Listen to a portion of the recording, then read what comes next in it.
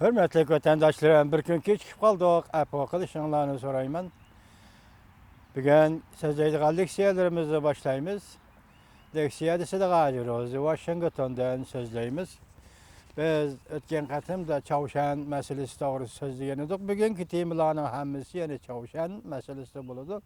Mesela hazır Çavuşan yerim arlı meselesi dünyanın gözünü ve dikkatini tartıp atkan bir mesele ayınlıp kaldı.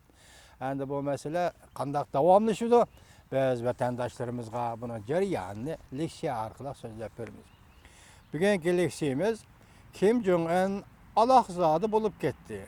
Alimlar.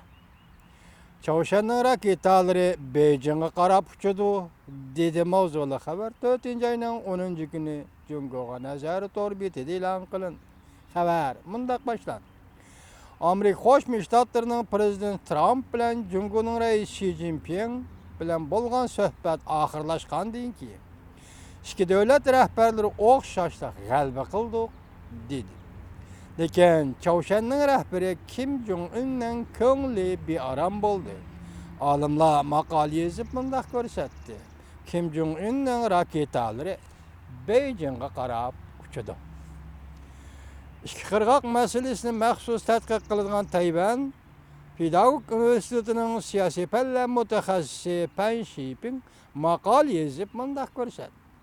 Reis Xi Jinping bu qatimqi safarida Davlat Mudofaa ministri Chang Wen-chun ve shtab boshlig'i Fang Fenghuini birga elib mangdi.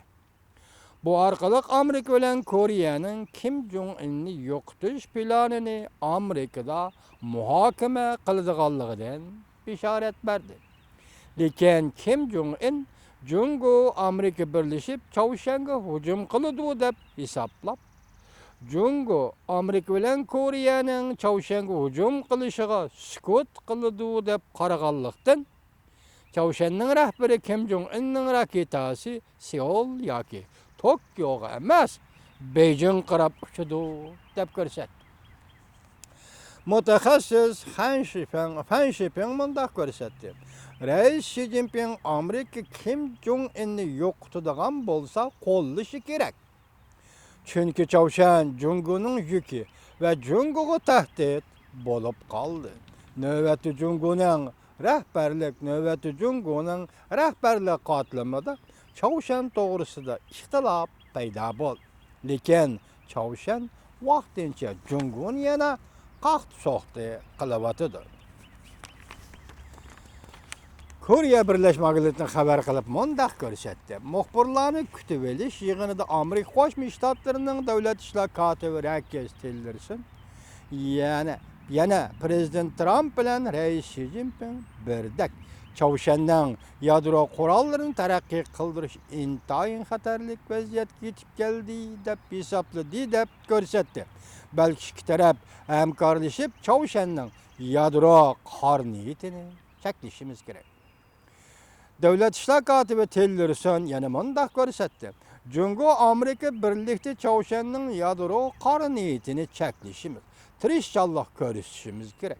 Bu masalada Jungo duch kelgan xirisni Amerika tushunadi. Agar Jungo aloqador masalalarda maydonni Amerika bilan moslashtirmasa, undaqda Amerika Çavuşanni yakka bir taraf qilish loyihasini muhokama qildi.